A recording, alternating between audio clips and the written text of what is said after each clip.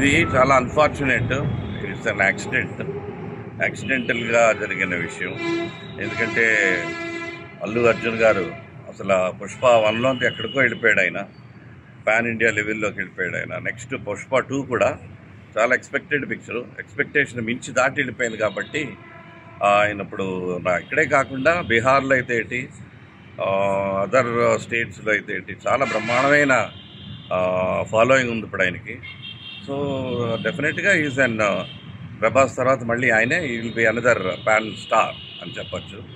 But ఇది very unfortunate. ఈ సంధ్యా థియేటర్లో జరిగింది వెరీ అన్ఫార్చునేట్, యాక్సిడెంటల్. ఎందుకంటే ఎవరు ఊహించరు అది. ఎందుకంటే ఈయన కూడా సంధ్యా థియేటర్లో చాలాసార్లు 30 సార్లు వెళ్ళాడు ఆయన. మరి ఇటువంటి సంఘటన ఎప్పుడు జరగలేదు. అలా చాలామంది స్టార్స్ వెళ్తుంటారు ప్రమోషన్కి అని, పిక్చర్స్ ఆడియో ఫ్యాన్స్ గురించి ఎవ్రీ ఫస్ట్ డే వెళ్ళి ఫ్యాన్స్ని ఎంటర్టైన్ చేయడం, అది మామూలుగా ఎవ్రీ స్టార్ చేస్తుంటారు. అది పెద్ద అది రొటీన్, అది ఎప్పుడు జరుగుతున్నదే, అది అందరికీ తెలిసిన విషయమే. ఈయన ఏదో కొత్తగా వెళ్ళి చేసింది కాదు.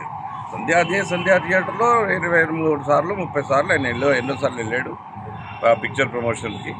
జనం కూడా చాలా బ్రహ్మాండంగా రిసీవ్ చేసుకున్నారు, ఆ ఫ్యాన్స్ బాగా రిసీవ్ చేసుకున్నారు. బట్ ఇటువంటి సంఘటన ఎప్పుడు జరగలేదు.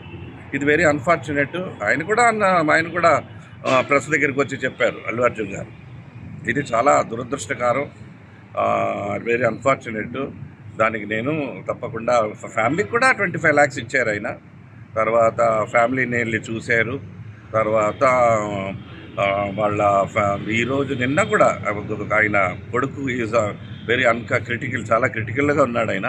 It's brain stroke. దానివల్ల బ్రెయిన్ హైపాక్సియా అంటారు దాన్ని. బ్రెయిన్ స్ట్రోక్ అలాగా వచ్చడం వల్ల ఆయన he has gone to the critical. Arjun భార్య గారు కూడా, అర్జున్ గారు మిస్సెస్ కూడా, she is not well because of this incidents. తర్వాత ఈయన కూడా అలా అరెస్ట్ చేసి ఒక జాతీయ అవార్డీ అయిన తెలంగాణలో ఉంటూ ఆయన్ని అరెస్ట్ చేయడం అనేది కూడా మరి ఇదంతా మరి ఇది అరెస్ట్ చేయడం జరిగింది. మళ్ళీ వెంటనే బెయిల్ తీసుకున్నాడు ఆయన. ఆ బెయిల్ కూడా మరి 1 day ఉండవలసి వచ్చింది. అంటే టైం, ఒకసారి టైం అలా బాగోకపోతే ఇవన్నీ అలా గ్రహచారం లాగా అలా జరుగుతుంది. యాక్చువల్గా RR 2 crores 25 I think record collection దాన్ని క్రాస్ చేసింది. I think he has gone beyond that. So it will be an extraordinary landmark and it's a box office hit not only here in Kannada, Tamil, Malayalam, Bihar, Maharashtra, so all over. ఇంకా I think it will cross 1500 crores అంటున్నారు. Let us see. డెఫినెట్గా it will be pan India. And Prabhas గారి తర్వాత next again Allu Arjun గారు, icon star, will be an pan India star. Die-hard fans ఉన్నారు అల్లు అర్జున్ గారికి. అలాగే పవన్ కళ్యాణ్ గారికి ఉన్నారు, మెగాస్టార్కి ఉన్నారు, అందరికీ ఉన్నారు ఫ్యాన్స్ ఉన్నా కూడా వాళ్ళు పేషెన్స్గా అంత పేషెన్స్ తోటి ఉన్నారు.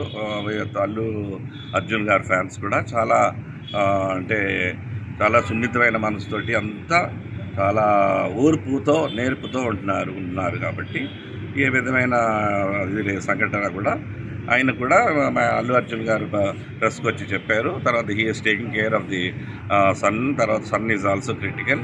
ఏదున్నా భగవంతుని పూజిస్తాం. ఆ యొక్క సర్వేశ్వరుని, వెంకన్న బాబు ఆశీస్సులు ఆ బిడ్డకుండి మళ్ళీ పునర్జన్మ బిడ్డకు రావాలి. ఆ బిడ్డతో పాటు అల్లు అర్జున్ గారికి కూడా మనశ్శాంతి రావాలని మనం కోరుకుందాం.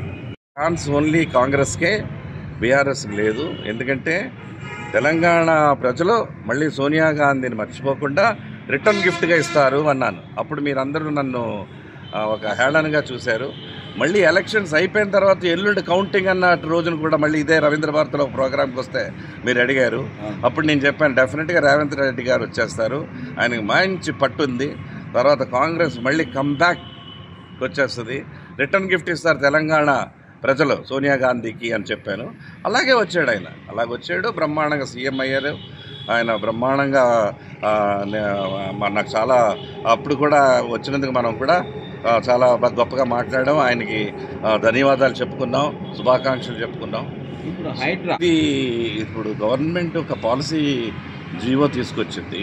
అంటే it's beautification of Chennai, Hyderabad and greater Hyderabad. కూడా బాగా డెవలప్ చేసి ఇంకా బ్రహ్మాండంగా చేయాలని సీఎం గారి యొక్క ఆలోచన. బాలకృష్ణ ఇప్పుడు ఇది ఒక క్లిష్టమైన ప్రశ్న మీరు అడిగారు.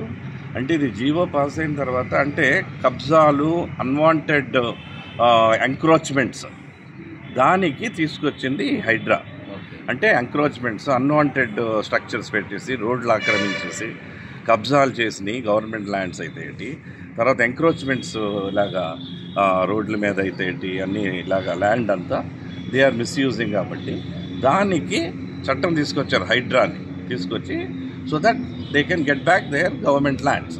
అందుకని ఇది ఏమవుతుందంటే ఇది ఎక్కువ ఈ జూబ్లీ హిల్స్లో, బంజారా హిల్స్లో ఎక్కువ సినిమా వాళ్ళు కూడా ఉన్నారు, ఇందులో పారిశ్రామికవేత్తలు ఉన్నారు, పొలిటీషియన్స్ ఉన్నారు, ఆల్ చాలా పెద్ద హై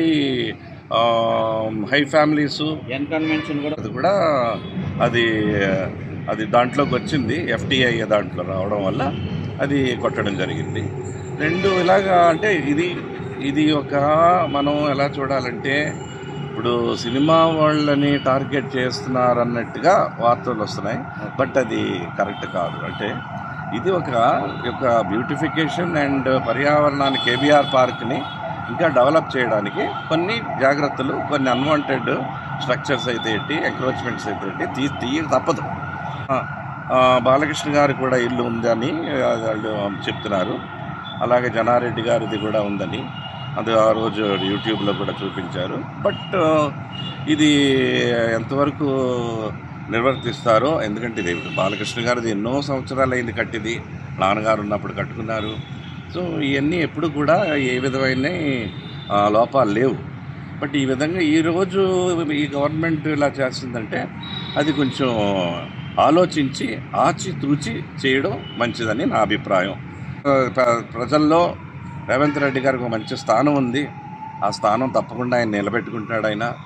ఎందుకంటే ప్రజలు 5 సంవత్సరాలు మ్యాండేట్ ఇచ్చారు, సో అది తప్పకుండా ఆయన నిర్వర్తించి ఆయన ఉన్న ముందాతో అన్నాన్ని కాపాడుకుంటూ తప్పకుండా ప్రజలకు మంచి చేస్తాడని మనం ఆశిద్దాం.